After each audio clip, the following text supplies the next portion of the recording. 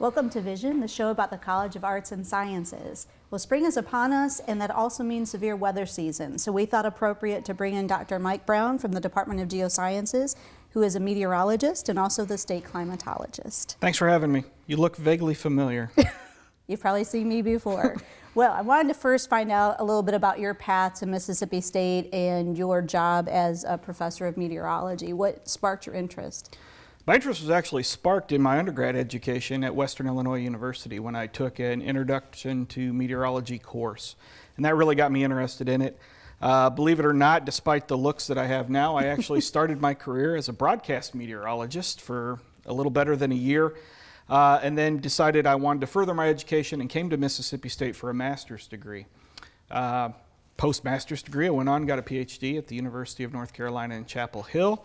And while I was gone getting my PhD, my advisor from Mississippi State left and took another job, and they invited me back in a temporary position, which evolved into the position I've been in now for nearly 20 years. And coming to Mississippi State, a lot of people would wonder why broadcast meteorology at Mississippi State. So I know that the program now has a national reputation. Talk a little bit about how that developed and where you stand amongst meteorologists across the country. Well, it developed kind of uniquely as kind of an entrepreneurial type of a thing where we saw a need, where so many broadcast meteorologists weren't truly scientists. They didn't have the meteorology background. And so, believe it or not, our discipline actually began in a distance learning environment where we were trying to help people that were already employed as broadcast meteorologists, give them the science background that they needed. And from that, we earned somewhat of a reputation that we became kind of known for our broadcast meteorologists, and that developed into an on-campus program now that is really thriving. And as you mentioned, I think a full 1/3 of all broadcast meteorologists that you see on TV have ties to this program, either on campus or through our distance programs. Which is amazing when you see a broadcaster anywhere and you look at their credentials, there's Mississippi State. Sure. Now, talk a little bit about your specialty of severe weather. And the other thing I want you to talk about is one of the great things for our students are value-added experiences. Sure. And you provide several of those for our students. So if you could tell us about that. Sure. Well, I mean, I just fell in love with severe weather, severe thunderstorms, tornadoes, hail, those types of things. I do a lot of research with lightning now, looking at lightning probabilities and large outdoor venues and those types of things. I've done a study looking at NCAA football stadiums and lightning probabilities and those kind of things. But in terms of our students, one of the neat things about our program is that we not only give the students the theory and what they need for meteorology, we also give them a lot of hands-on. Many of our courses have labs associated with them. Our broadcast students spend 4 semesters in front of the green screen, just learning the techniques of how to become a broadcast meteorologist. And so we try to give them things or tools that they can use once they're away from here so that they don't have to be trained any further after leaving Mississippi State. Another thing that's really interesting involving both severe weather and student experiences is we actually travel to the Great Plains each spring and we go in search of severe thunderstorms and tornadoes. And so the Great Plains is a natural laboratory for weather. And so we get the students out there. You can see these storms from a long distance. I can really point out the different features of the storms. We can show them what they look like on the radar and on satellite. We do a lot of forecasting daily of these storms. And so it's an all-encompassing experience that they get out there in the plains. And they also get to see some really neat stuff. And I think the one thing that would be good to tell people is they think you're out there like Twister running after storms nonstop. And it's not like that, is it? Now, there's a tremendous amount of downtime. It's like those fishing shows. They always show you the catch. They never show you what leads into the catch. And so a lot of time is spent looking at the weather, looking at the models, looking at radar, looking at satellites, trying to position ourselves where we think storms are going to form, and then making adjustments.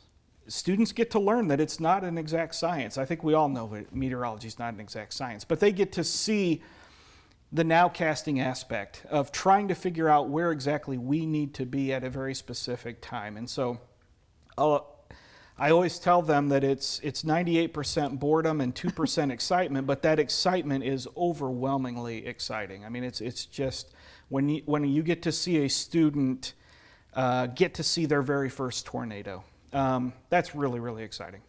Well, we are going to talk with you a little bit more after the break, and I'd like you to talk a little bit more about being state climatologist and a little bit too about how we can prepare for severe weather. So we will be right back.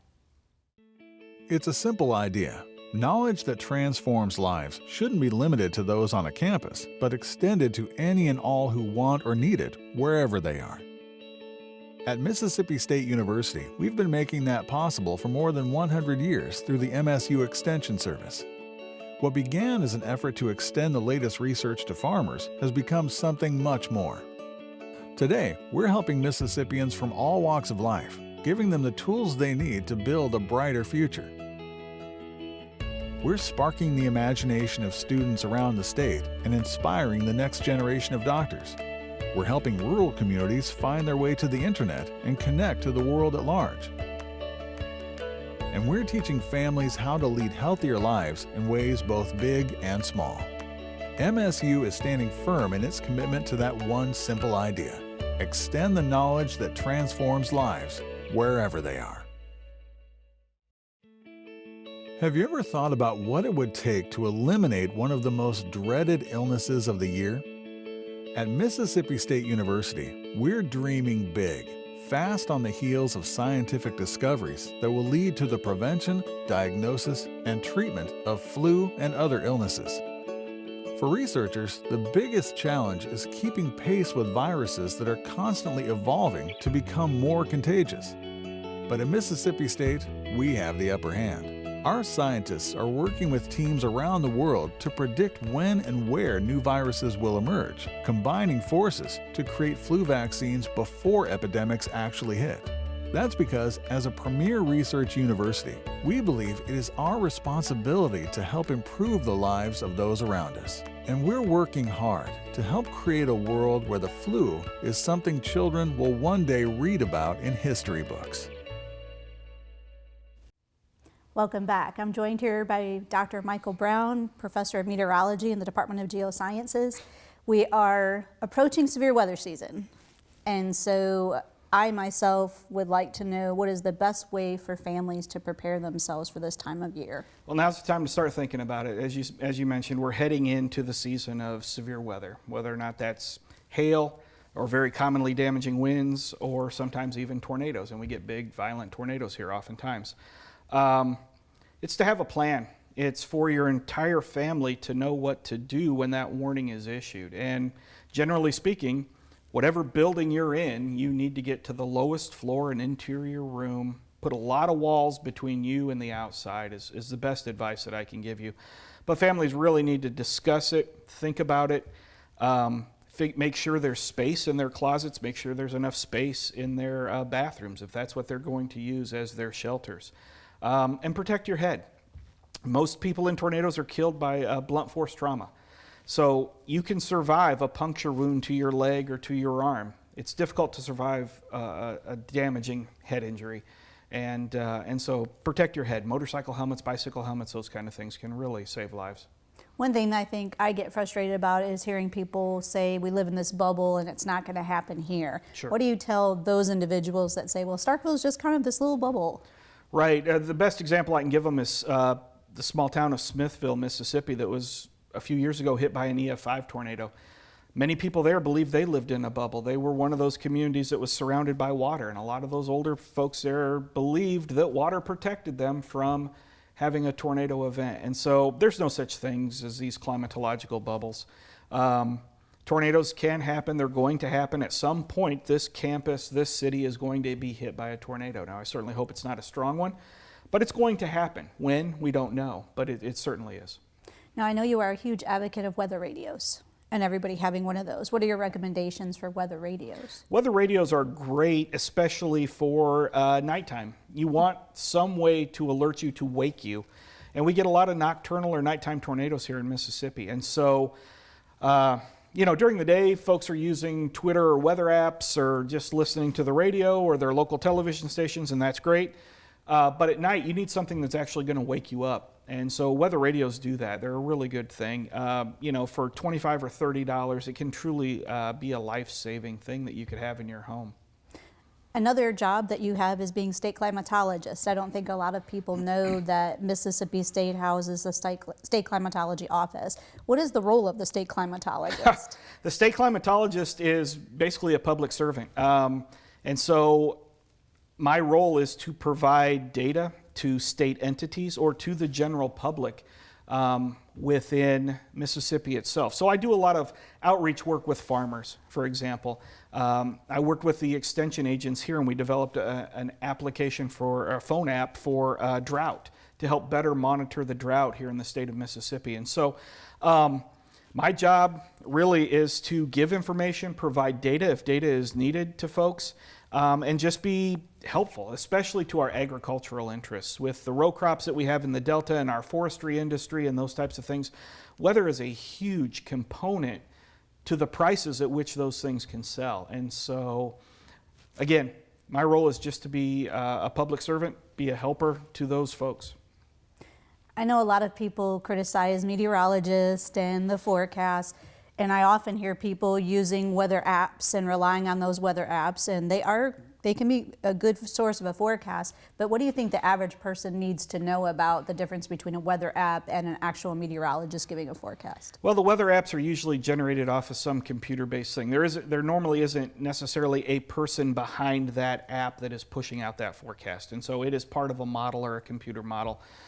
And so as meteorologists, we're trained to look at the models, know the biases of those models, know whether or not the models are doing a good job currently, which could impact if they're going to do a good job in terms of a forecast. And so having a human being, I think, is still a very important component to the forecasting process. Now, we rely on computers and models in our job, and we teach those to our students.